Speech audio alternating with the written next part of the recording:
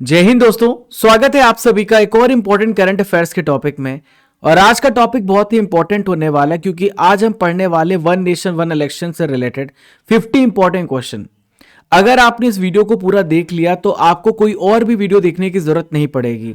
बार बार यहां से क्वेश्चन देखे जाएंगे आपको एग्जाम में, और आपको पता है कि ये टॉपिक बहुत ज्यादा इंपॉर्टेंट है। ये जो क्लास है ये बाइलिंगुअल क्लास है, यानी हिंदी और इंग्लिश दोनों मीडियम के जो स्टूडेंट्स हैं इस क्लास को देख सकते हैं। पीडीएफ आपको हमारी एप्लीकेशन पर मिल जाएगी। बस आप अभी प्यार से सुनिए, हर एक पॉइंट को नोट कीजिए और डेफिनेटली आपको यहां से क्वेश्चन देखने को मिलेंगे भारत के सब एग्जाम्स के लिए। तो चलिए फ्रेंड्स, आइए स्टार्ट करते बिना किसी देरी के। आइए देखते सबसे पहला क्वेश्चन, वन इलेक्शन और वन नेशन, इसका अर्थ क्या है? What is the meaning of one nation and one election? आप सभी कमेंट बॉक्स पे आंसर दीजिए। देखिए यहां पे ऑप्शन में लिखा हुआ है लोकसभा, विधानसभा और स्थानीय निकाय के चुनाव का एक साथ होना वन नेशन वन इलेक्शन कहलाता है। यानी अगर हम लोकसभा, विधानसभा और लोकल बॉडीज का चुनाव एक साथ जब कराएंगे, इसे कहते हैं वन नेशन वन इलेक्शन। इसकी मीनिंग तो आपको समझ में आ गई होगी।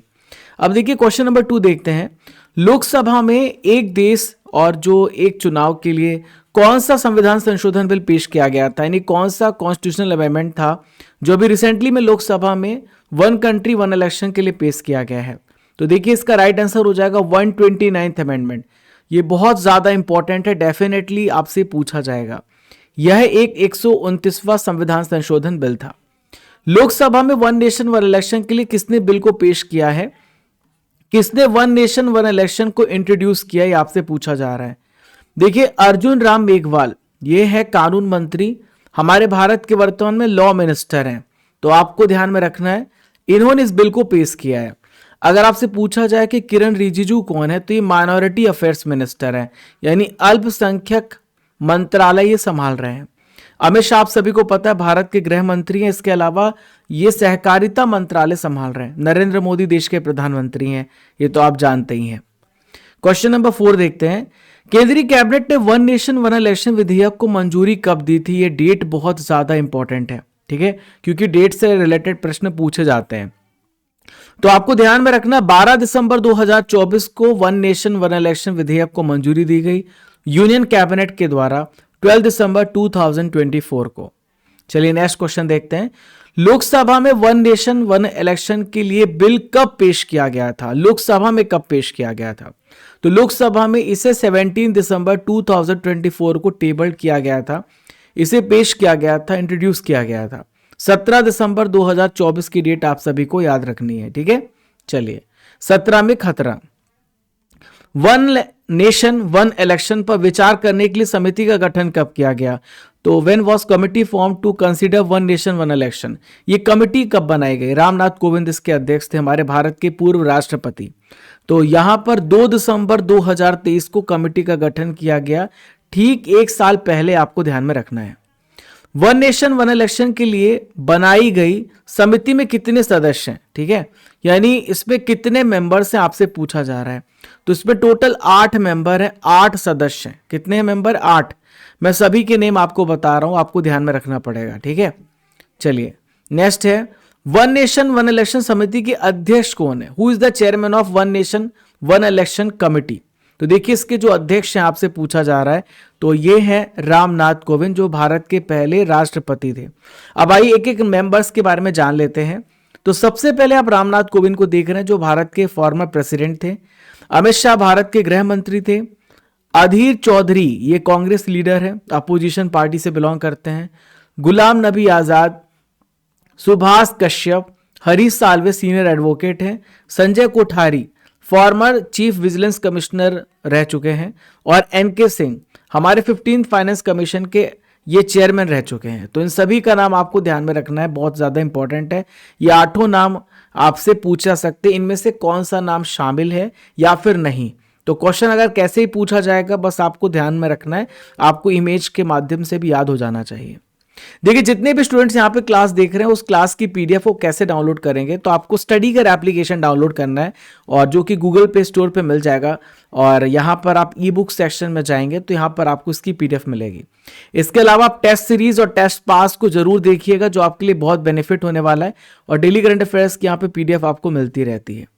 अगर आप हर महीने की मंथली करंट अफेयर्स, आपको पता है करंट अफेयर्स पूछा जाता है, अभी आज यूपी एग्जाम हो, वहां भी आपको हमारे जो करंट अफेयर्स की क्लास है ई बुक से आपको क्वेश्चन डेफिनेटली देखने को मिले होंगे, और मैंने अभी टेलीग्राम में शेयर भी किया है। बीपीएससी हो, कोई भी एग्जाम हो, सभी जगह आपको इस प्रकार के क्वेश्चन देखने को मिल रहे हैं। Topic wise current affairs, marathon class PDF, yearly, half yearly e books, GK GS की सभी विषयों की ई बुक्स भी आपको यहीं पर अवेल कराई जा रही है। ये हमारी नवंबर मंथ की करंट अफेयर्स की मैगजीन है, जो कि हिंदी इंग्लिश दोनों मीडियम में आपके लिए पब्लिश की जाती है। इसके अलावा एक और बड़ा जो ग्रेट न्यूज़ है, हमने अभी 11 महीने की ई बुक को भी रिलीज कर दिया है, और ये आपको ईयरली, हाफ ईयरली सेक्शन में मिलेगी, और आप यहाँ पे 500 एमसीक्यू का प्रैक्टिस भी कर सकते हैं। बहुत ही डिटेल्ड तरीके से हमने इसे तैयार किया है। आगे हम और भी आपको इंपॉर्टेंट डिटेल्स देंगे। अभी हम आगे बढ़ते हैं क्वेश्चन नंबर 9 की तरफ। One nation one election committee में कितने वकील शामिल हैं, यानी इसमें कितने लॉयर्स को इंक्लूड किया गया, आपसे पूछा जा रहा है। देखिए, इसमें केवल एक लॉयर थे, एक वकील थे। अभी मैं आपको 8 मेंबर के बारे में बता रहा था, उनमें से एक वकील थे, उनका नाम है हरीश साल्वे। ठीक है, ये सीनियर एडवोकेट हैं। 1999 से लेकर 2002 तक भारत के सॉलिसिटर जनरल रह चुके हैं। चलिए, one nation one election committee में कितने नेता शामिल थे, how many leaders were included in one nation one election committee. तो इसमें नेताओं की बात कर रहे हैं हम, तो इसमें 3 नेता शामिल हैं, इसमें 3 नेता शामिल हैं। ठीक है, तो अमित शाह जो कि भारत के केंद्रीय गृह मंत्री हैं, अधीर रंजन चौधरी कांग्रेस के लीडर हैं, गुलाब नबी आजाद जो कि डीपीए पार्टी से बिलोंग करते हैं। One nation one election committee में कितने पूर्व अफसर शामिल थे, यानी इसमें कितने फॉर्मर ऑफिसर्स इंक्लूडेड है। तो इसमें 3 ऑफिसर्स को शामिल किया गया। आइए इन नामों को जान लेते हैं। देखिए, पहले एनके सिंह जो कि 15 फाइनेंस कमीशन के अध्यक्ष रह चुके हैं। डॉक्टर सुभाष कश्यप लोकसभा के पूर्व महासचिव रह चुके। संजय कोठारी ये सीवीसी यानी मुख्य सतर्कता आयुक्त रह चुके हैं। One nation one election committee ने 191 डेज की रिसर्च के बाद राष्ट्रपति को अपना रिपोर्ट कब सौंपा था, आपसे पूछा जा रहा है। देखिए, ये रिपोर्ट 14 मार्च 2024 को सौंप दी गई थी। 2 दिसंबर 2023 को इस कमेटी का गठन किया गया था, और 14 मार्च 2024 को रिपोर्ट जो है 191 डेज के बाद सबमिट की गई है। One nation one election committee ने कितने पन्नों की रिपोर्ट राष्ट्रपति को सौंपी थी, तो ध्यान में रखिएगा आप सभी, 18,626 पेज थे। इसमें लगभग 18,000 पन्ने। आप ऐसे याद रखिएगा, 18 की जब उम्र पूरी हो जाती है तो आप वोट कास्ट करने के लायक हो जाते हैं। अगर ऑप्शन में 18 ऐसे समथिंग देखने को मिलेगा तो आप 18,626 पन्ने आपको ध्यान में रखना है। One nation one election panel के द्वारा कितने देशों की चुनाव प्रक्रिया का अध्ययन किया गया है, यानी ऐसा नहीं कि भारत में बस one nation one election implement करने जा रहे हैं।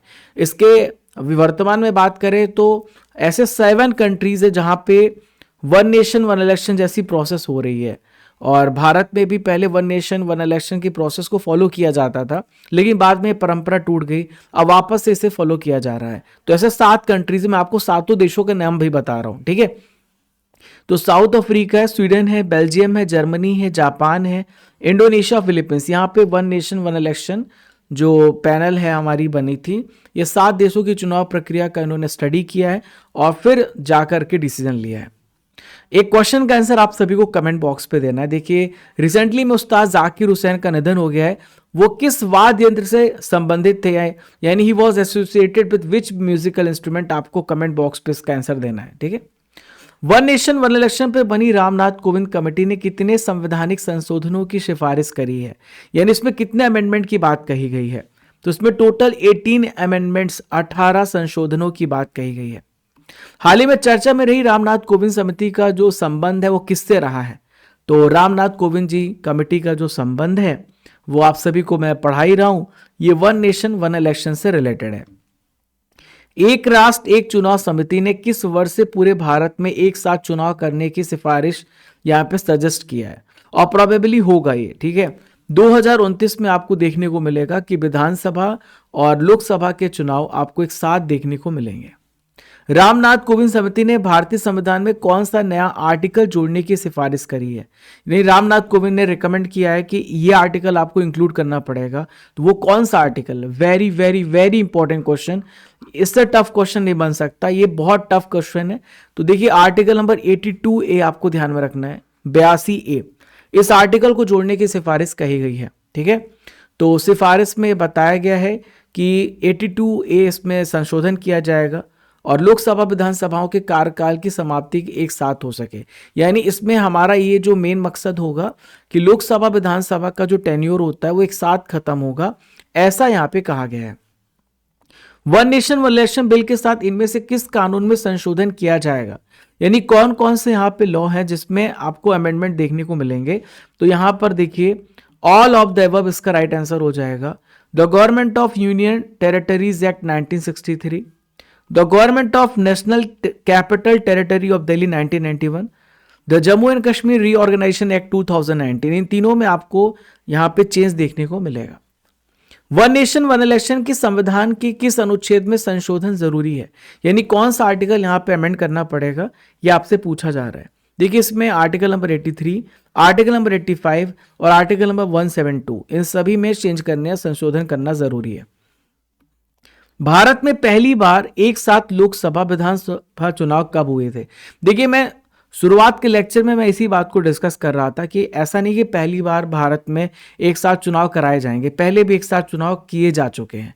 तो आपसे पूछा जा रहा है कब हुआ, 1951, 52 में हुआ है। ठीक है, चलिए आजादी के बाद 52, 57, 62, 67 में लोकसभा और विधानसभा के चुनाव एक साथ होते थे। ठीक है, और 1968, 69 में कई विधानसभाएं जो थे समय से पहले ही यहाँ पे भंग कर दी गई, डिसॉल्व कर दी गई। 1970 में लोकसभा भी भंग कर दी गई और फिर उसके बाद से एक देश एक चुनाव की जो परंपरा थी, जो एक ट्रेडिशन था, वो टूट गया। वर्ष 1999 में किसकी अध्यक्षता में भारतीय विधि आयोग ने देश में एक साथ चुनाव कराने की सिफारिश की थी? ठीक है, यानी इसके बाद लॉ कमीशन ने सजेस्ट किया था कि एक बार वापस से चुनाव जैसे पहले होते थे फिर से कराए जाएं। तो ये थे, देखिए बीपी जीवन रेड्डी, बीपी जीवन रेड्डी आपको ध्यान में रखना है। ठीक है, तारकुंडे समिति 1974 में और गोस्वामी समिति 1990 में एक कमेटी का गठन किया गया था। तो आपसे पूछा जा रहा है कि इनका कनेक्शन इनमें से किसके लिए है? तो ध्यान में रखना है आपको, चुनाव व्यवस्था में आमूल सुधार, radical reform of electoral system, यानी हमारा जो चुनाव प्रक्रिया उसमें सुधार करने के लिए तारकुंडे समिति का गठन किया गया था और गोस्वामी समिति का। 1952 का जो ईयर था वो हमारी इंडियन हिस्ट्री में क्यों इंपॉर्टेंट है? देखिए 1952 का जो ईयर है हमारे इंडियन हिस्ट्री में इसलिए इंपॉर्टेंट है क्योंकि लोकसभा का पहला आम निर्वाचन हुआ था। First general election to Lok Sabha was held, यानी हमारा जो लोकसभा का पहला आम निर्वाचन कब हुआ है? 52 में हुआ है।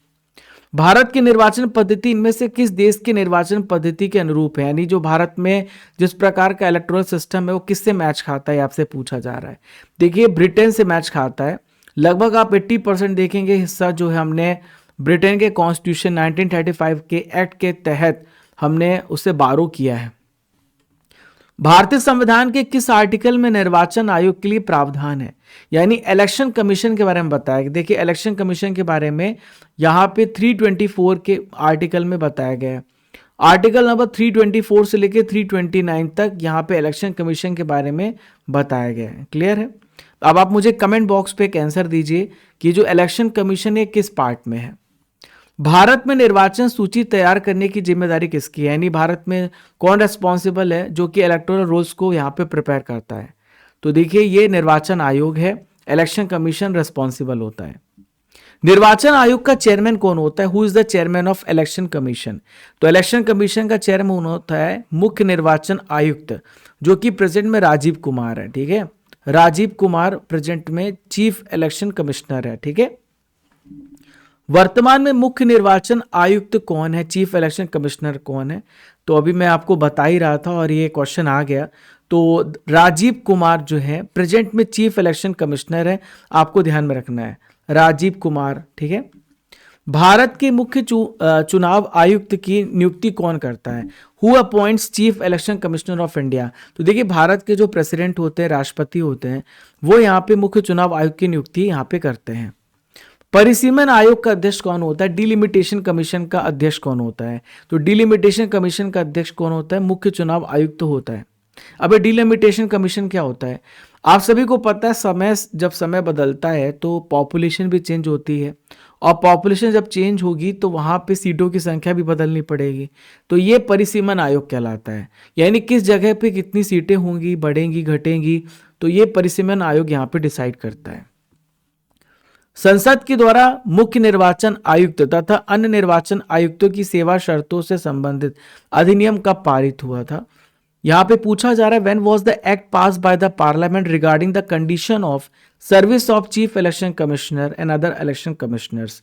तो देखिए 1994 इसका राइट आंसर हो जाएगा, 1994। भारत के विभिन्न राजनीतिक दलों को राष्ट्रीय या क्षेत्रीय दल का दर्जा देने का अधिकार किसको है? Who has the right to give the status of national और regional party to various political parties of India? तो देखिए ये जो अधिकार है ये चुनाव आयोग के पास है। अगर आपसे पूछा जाए कि भारत में वर्तमान में कितनी राजनीतिक यानी नेशनल पॉलिटिकल पार्टीज हैं, तो 6 हैं। वैसे रीजनल पार्टीज की तो संख्या हजारों में है, पर आपको नेशनल पार्टीज आपको ध्यान में रखना, वो 6 है। भारत में पहली बार महिलाओं को मताधिकार कब प्राप्त हुआ था, यानी राइट टू वोट पहली बार महिलाओं को कब दिया गया? तो महिलाओं को पहली बार राइट टू वोट 1926 में दिया गया, 1926 में। देखिए 1926 में एक और इवेंट हुआ था, यूपीएससी का गठन हुआ था, यूपीएससी आयोग का गठन किया गया था।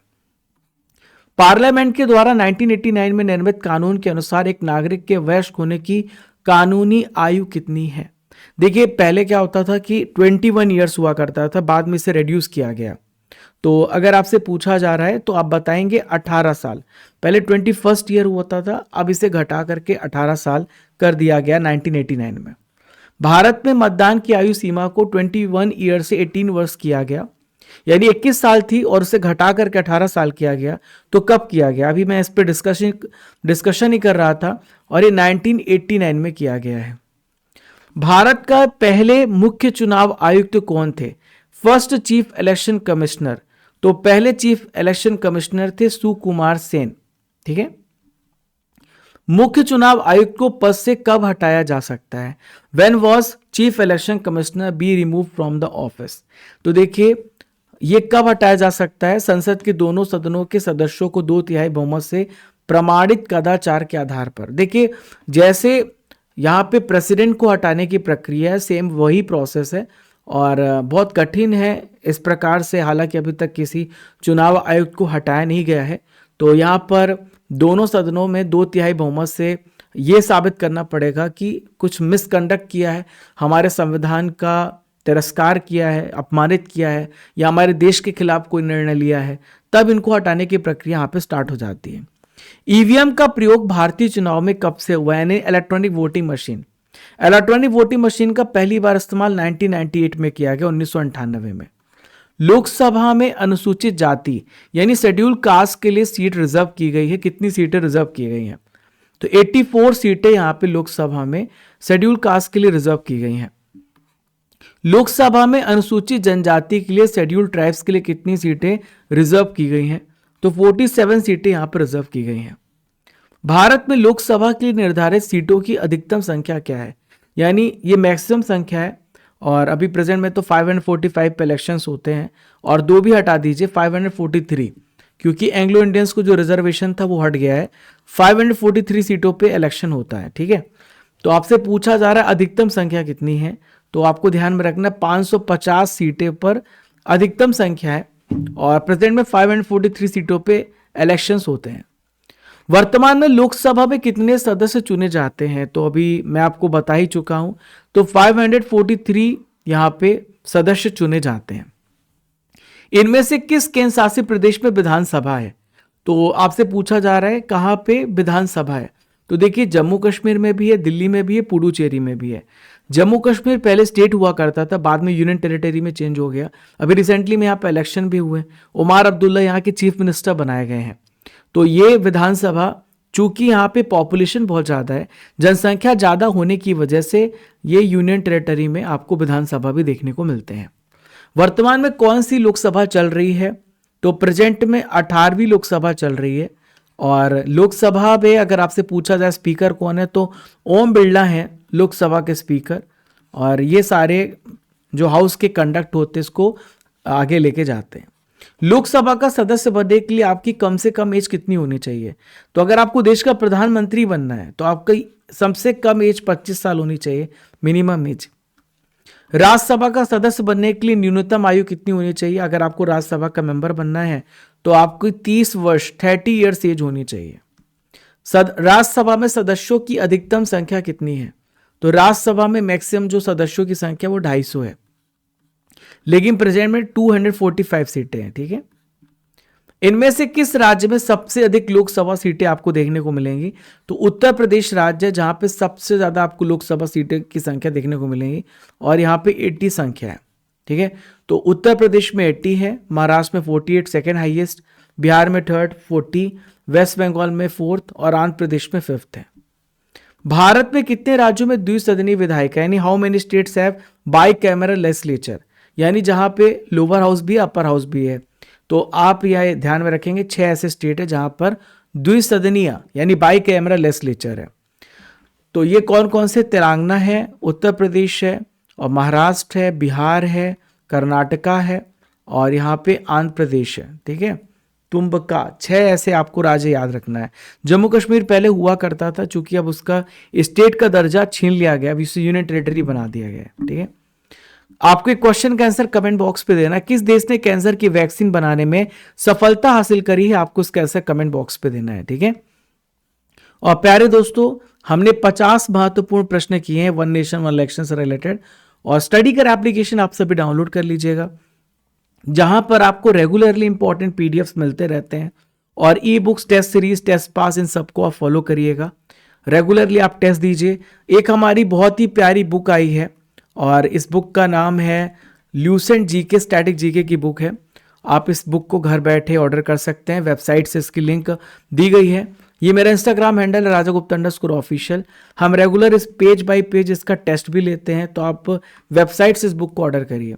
4000 प्लस टेस्ट आपको यहाँ पे टेस्ट पास में देखने को मिलेंगे, जिसकी वैलिडिटी आपकी 1 साल है। 1 साल आपकी इसकी वैलिडिटी है और यहाँ पे स्टैटिक जीके बुक को आप ऑर्डर करिए, जहाँ पे आप रेगुलर पढ़ें और टेस्ट दीजिए। दोस्तों, मिलते हैं नेक्स्ट इंपॉर्टेंट टॉपिक में। आशा करता हूँ आज का लेक्चर आपको पसंद आया होगा। अगर आपको पसंद आया तो don't forget to subscribe, like, share and comment.